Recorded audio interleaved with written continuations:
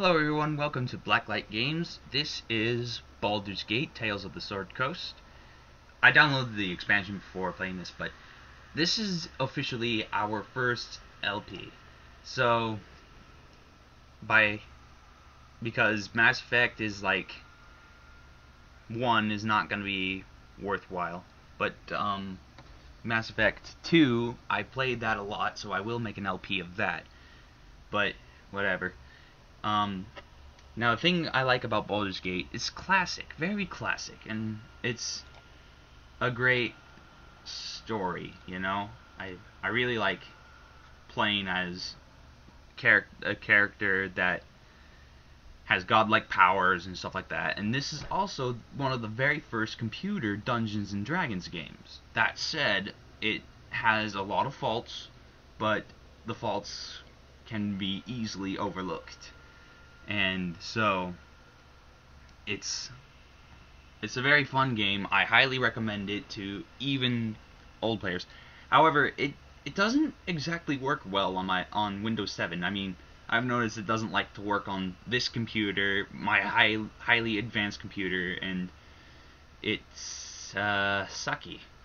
But if you have an older system, an older computer that works like crap, this game will still work well with that computer, and so it's a good game. I highly recommend getting it. I think it's only about $10 online to get both this Tales of the Sword Coast, Baldur's Gate 2, Shadows of Amn, and Throne of Bhaal, and I think it's only $10 on Amazon or something like that. I'm not sure, but yeah.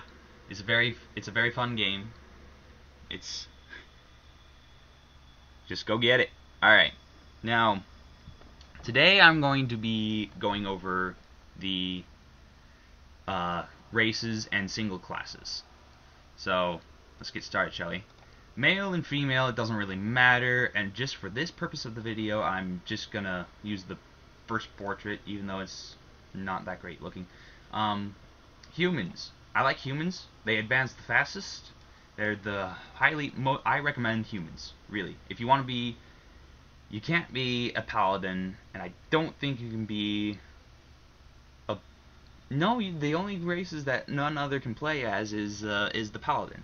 Half-elves can play every other class, I think. But humans can also be all the mages. And all the other races are limited to what mages they can play. Some can't even be mages.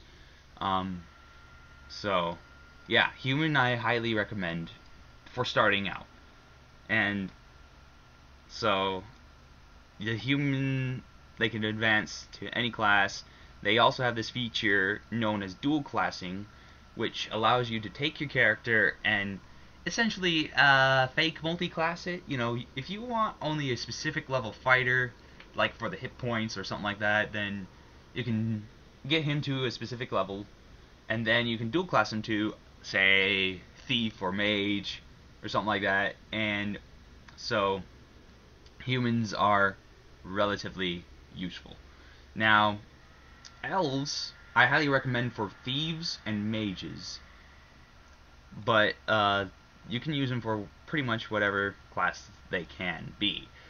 But they have infravision, they have high dexterity. However, they have a very bad spot for constitution. They lose a little bit of health.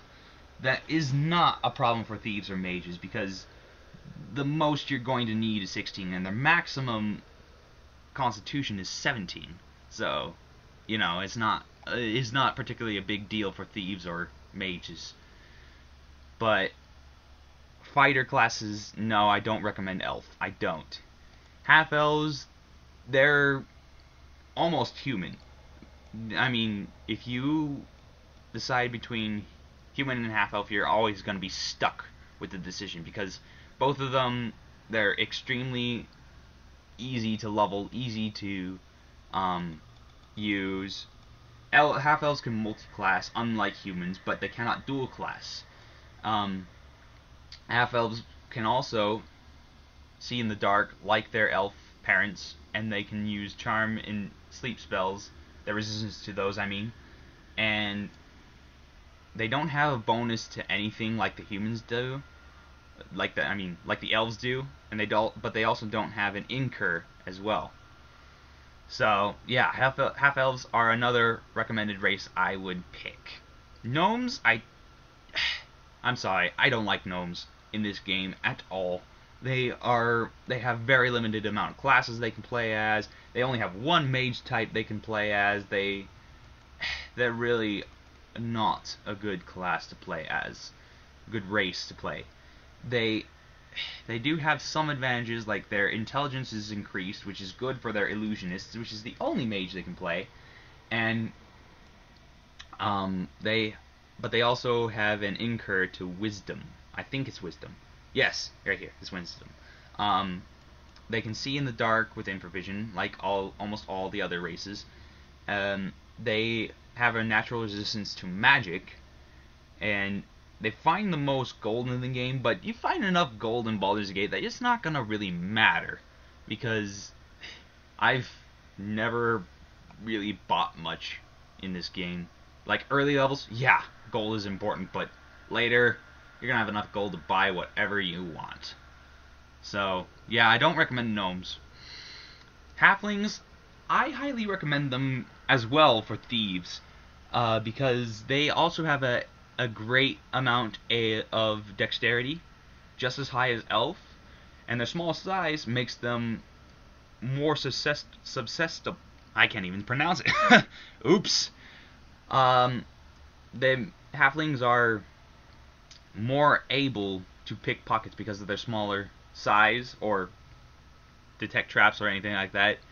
They're easier to use than elves are, but it's pretty much the same thing to me. I just go with elf preferably. But halflings are resistant to poisons. They're very good with slings, better than almost all the other races. And I think they're resistant to magic. Yep, right here. They have a limited ability to see in the dark. It's not infravision, but they can see in the dark better than humans can. And they incur a penalty to their strength, which is, again, as a thief, not 100% necessary. They use their dexterity for their skills. Finally, we get to the dwarf in Baldur's Gate 1. The dwarf can be resistant to magic and poisons. They possess infravision, and they have a bonus to constitution, but they minus a few penalties to their charisma, and I think it's 2 penalties to dexterity as well. But they are very hardy, and they're very excellent fighters. And so I recommend dwarf as well. I think gnome is the only race I don't recommend at all. I just pass over the gnome. But dwarves, very good with axes, and so if you want an axe character, get a dwarf. So let's start with human, because we can look at all the single races with them. Next, the classes you can pick. The fighter classes are the fighter, ranger, and paladin. The priest classes are the cleric and the druid. The rogue classes are the thief and the bard, and the mage classes are the bard and the mage. And also these other 8 subclasses of mage. Now, for fighters, I like fighters. I really do. I recommend fighters because they can use more bonus to weapons, and they level up faster than rangers and paladins. However, rangers, they can use animal charms, which is very good in early levels, and they are better with the bow than a lot of other classes. Paladins, they're better with the sword than a lot of other classes, but they can also heal other classes, and they can heal themselves as well. And they can turn undead at a level 3, I think it is. And turn undead means that they can instantly kill undead or harm them, make them flee, disable them in some way or another. It's a good feature to have. The only disadvantage to turn undead is that they cannot attack, but that's generally not a problem because you have 6 other party members. But not only are they able to handle themselves in the fight and turn undead, they have a limited amount of priest spells available at a higher level. I mean, lower level you're not going to see it, but whatever. Cleric is the main priest class I would go for, because they have a lot of defensive abilities that can help you and your allies survive a fight. Without defensive abilities, you're just not going to make it in Baldur's Gate. So a cleric is recommended for a party. And so they can turn undead as well, and they have extreme expertise in slings and maces. Now, Druid, they also are the priest class I'd recommend, but I don't, they can only be true neutral. So if you like to be true neutral, then that's fine. But if you don't want to be true neutral, then no, don't go for Druid, because you will just end up in bad shape. Because it just makes everything ineffective. Druids can cast a lot of offensive abilities. They have some defensive abilities, but not as much as the cleric. But they're still recommendable. They can shapeshift, and they can also summon animal companions. Mages, I don't recommend them for the first time playing through. First time playing through, no. They are not warriors. They are very, very vulnerable, especially in the beginning of the game, when they only have 1 or 2 spells they can cast. Keep them in the back, keep them safe, until they can get to a high enough level where they can actually do something. Because when they first start out, they are very weak. Very, very, very unrecommendable for first time playing through. So, yeah, mages, their maximum health at level 1 is 6, while the maximum health for the fighter and the ranger is 14. Now compare those two. And also the damage they can deal, the fighters to the mage initially. Mages can get killed 1 hit easily in early game. Very easily. So there are a lot of advantages to be a mage. I mean, they can cast more offensive spells than the druid or cleric can, and their spells do a lot of damage. And so they I still don't recommend it simply because of the hit points. And also, mages can't wear armor, so you're gonna be stuck with a poor armor class for a very long time when you first start out with a mage. Next is the bard for the mage abilities. I do not like bards. I also do not recommend the bard for the first time playing through.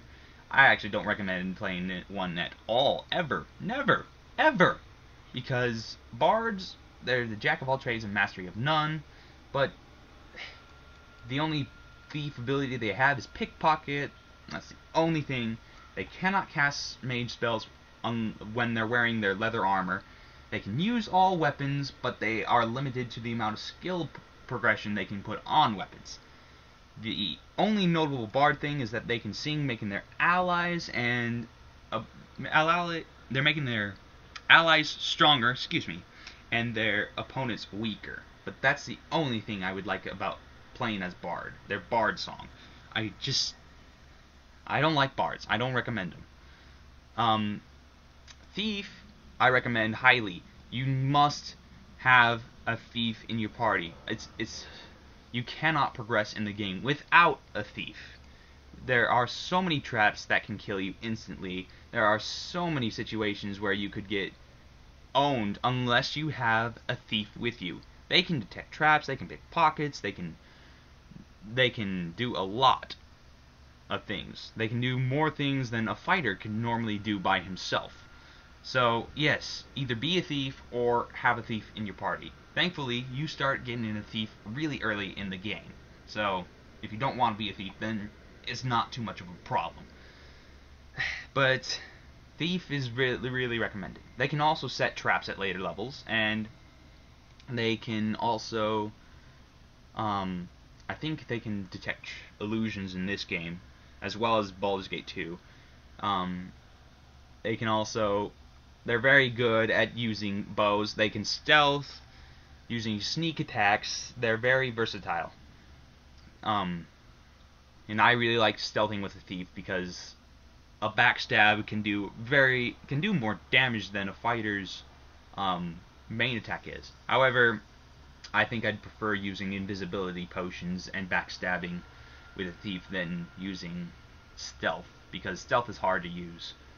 Now, looking at the specialist mages, since we have them unlocked, you can be any of these, and I recommend, if you decide to play a mage, to be one of these specialist mages, because they can cast more spells than a regular mage can. The only disadvantage is that they can't use opposite schooling. Like a necromancer cannot use illusionist spells. So you have to be cautious about which character class you really want with the mages. We'll take a... you should, if you get this game, take a look at them carefully. Like, see which ones you can get. And so, yeah, that's all the classes, and that's all the races for the single classes and single races that you can play as. Next time we will look at multi-classes and alignment excuse me, alignment specs. So, I'll see you guys next time.